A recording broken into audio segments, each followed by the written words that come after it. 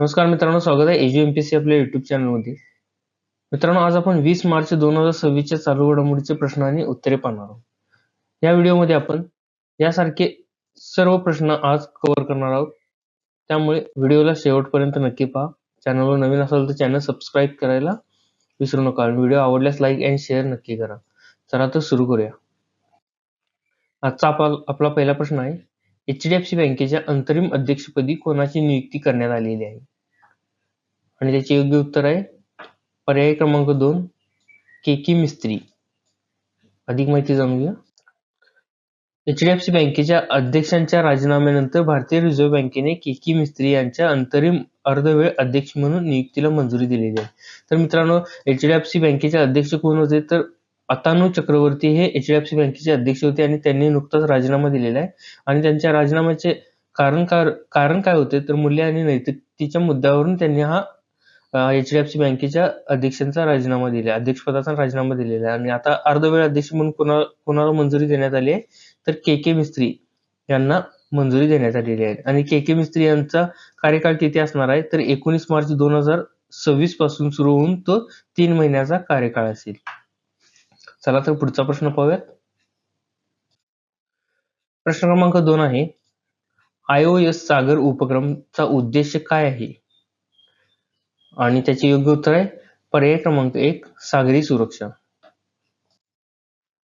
तर मित्रांनो, सागर उपक्रम म्हणजेच की security and growth for all in the region हा भारताचा हिंदी महासागर क्षेत्रातील सहकार्य आणि सुरक्षेचा मुख्य उपक्रम आहे. तर मित्रांनो, IOS सागर उपक्रम हा हिंदी महासागरातील एक उपक्रम आहे. आणि हा उपक्रमाचा उद्देश काय आहे? तर चोचेगिरी विरोधी सागरी सुरक्षा आणि मित्र राष्ट्रांना आपत्ती निवारणात मदत यावर लक्ष केंद्रित करणे हा या IOS सागर उपक्रमाचा मुख्य उद्देश आहे. आणि मित्रांनो, हिंदी महासागरात स्थैर्य, सुरक्षितता आणि सागरी सहकार्य वाढवणे हे देखील या IOS सागर उपक्रमाचा मुख्य उद्देश आहे. चला तर पुढचा प्रश्न पाहूयात.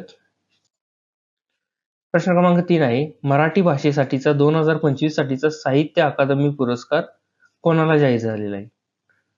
आणि त्याचे योग्य उत्तर आहे पर्याय क्रमांक 1 राजू बाविस्कर. आता अधिक माहिती जाणून घेऊया. तर मित्रांनो, नुकतेच मराठी भाषेसाठीचा साहित्य अकादमी पुरस्कार जाहीर झालेला आहे. आणि 2025च्या प्रतिष्ठित साहित्य अकादमी पुरस्कार मराठी भाषेसाठी कुणाला मिळाला आहे? तर जळगावचे लेखक आणि चित्रकार राजू बाविस्कर यांना मराठी भाषेसाठीचा 2025चा साहित्य अकादमी पुरस्कार मिळालेला आहे. आणि त्यांच्या कोणत्या पुस्तकासाठी मिळालेला आहे? तर त्यांच्या काळ्या निळ्या रेषा या आत्मकथनात्मक पुस्तकाला 2025चा प्रतिष्ठित साहित्य अकादमी पुरस्कार जाहीर झालेला आहे. कोणत्या पुस्तकाचं नाव काय मित्रांनो? तर काळ्या निळ्या रेषा. आणि या पुस्तकात काय आहे? तर या पुस्तकात त्यांनी खानदेशातील कष्टकरी, उपेक्षित आणि आपल्या खडतर जीवन प्रवासाचे चित्रण राजू बाविस्कर यांनी आपल्या काळ्या निळ्या रेषा या आत्मकथनात केलेले आहे. प्रश्न क्रमांक 4 आहे, हिंदी भाषेसाठीचा 2025चा साहित्य अकादमी पुरस्कार कोणाला जाहीर झाला आहे? तर मित्रांनो, मगाशी आपण मराठी भाषेसाठी बघितला, आता आपण हिंदी भाषेसाठी बघणार आहोत. आणि त्याचे योग्य उत्तर आहे पर्याय क्रमांक 2 ममता कालिया. अधिक माहिती जाणून घ्या. तर मित्रांनो, हिंदी भाषेसाठीचा 2025चा साहित्य अकादमी पुरस्कार कोणाला मिळाला? तर ज्येष्ठ लेखिका ममता कालिया यांना जाहीर झालेला मित्रांनो. आणि हा ममता कालिया यांच्या जीते ही इलाहाबाद या पुस्तकाला हा पुरस्कार जाहीर झालेला आहे. आता मित्रांनो, आपण साहित्य अकादमी पुरस्कार याबद्दल माहिती घेऊया. तर मित्रांनो, काय आहे ते साहित्य अकादमी पुरस्कार ते पाहूयात आपण.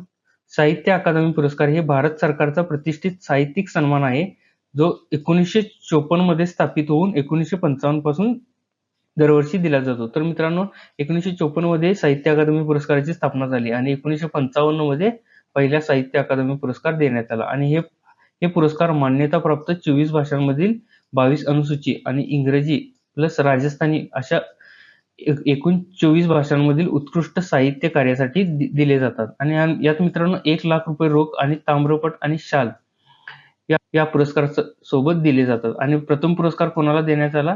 तर प्रथम पुरस्कार 1955 मध्ये लक्ष्मण शास्त्री जोशी वैदिक संस्कृतीचा विकास यांना हा साहित्य अकादमीचा प्रथम पुरस्कार 1955 मध्ये देण्यात आला.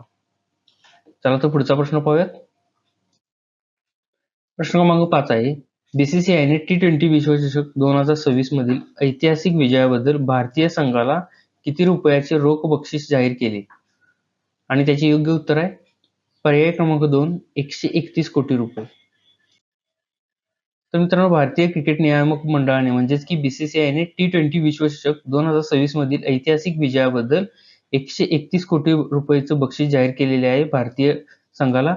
आणि 2024च्या तुलनेत 125 कोटी रुपये 2024ला देण्यात आले होते आणि ही रक्कम वाढून 6 कोटींनी ही रक्कम वाढून 131 कोटी रुपये करण्यात आलेली आहे. आणि अंतिम सामन्यात न्यूझीलंडचा पराभव करून सलग दुसरे T20 विश्वचषक भारतीय संघाने जिंकलेले होते.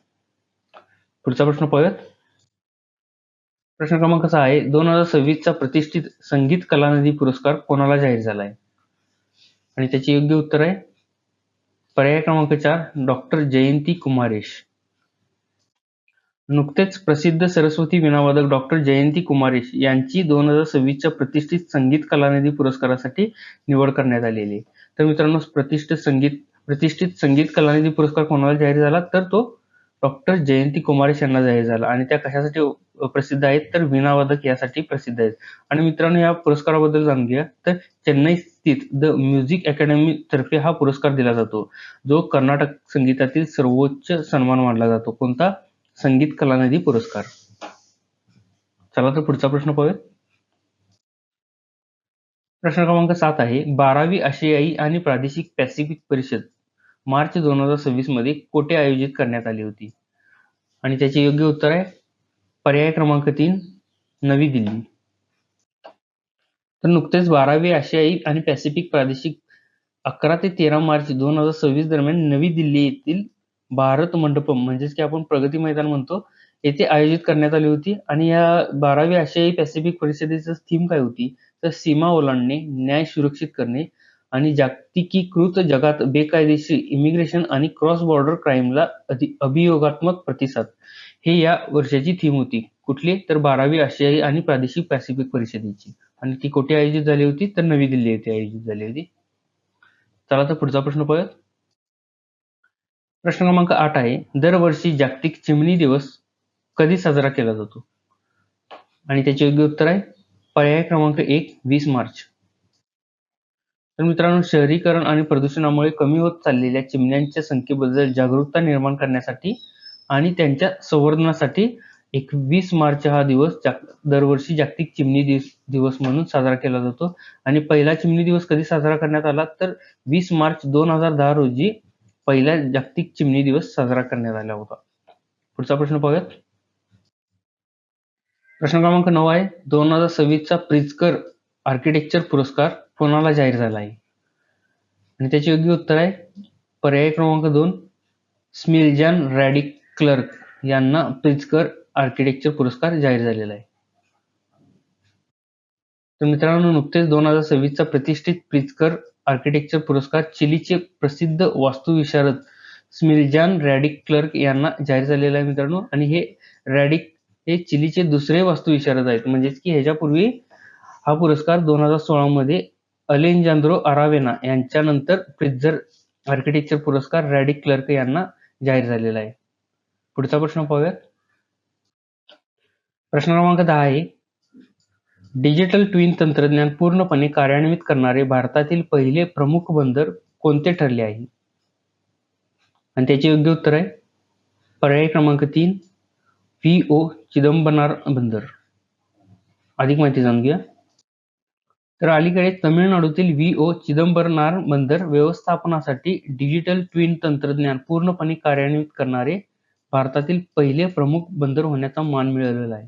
तर हे VO चिदंबरनार बंदर कुठे आहे? तर मित्रांनो, हे आहे तमिळनाडूतील. आणि त्यांनी हे पहिले डिजिटल ट्विन तंत्रज्ञान पूर्णपणे कार्यान्वित करणारे भारतातील पहिले बंदर बनलेले आहे. तर मित्रांनो, ह्या बंदराच्या पायाभूत सुविधा, मालमत्ता आणि सागरी परिसंस्थेचा रिअल टाइम आभासी प्रतिकृती तयार करून कार्यक्षमता वाढवणे हे या डिजिटल ट्विन तंत्रज्ञानाचा उद्देश आहे. तर मित्रांनो, हे होते आजचे आपले 20 मार्च 2026 चे चालू घडामोडीचे प्रश्न आणि उत्तर. मित्रांनो, 10 प्रश्न बघितलेले आणि 10चे 10 प्रश्न खूप महत्त्वाचे होते. व्हिडिओ कसा वाटला हे कमेंटमध्ये नक्की सांगू शकता. आणि चॅनलवर नवीन असाल तर चॅनल सबस्क्राईब करायला विसरू नका. धन्यवाद.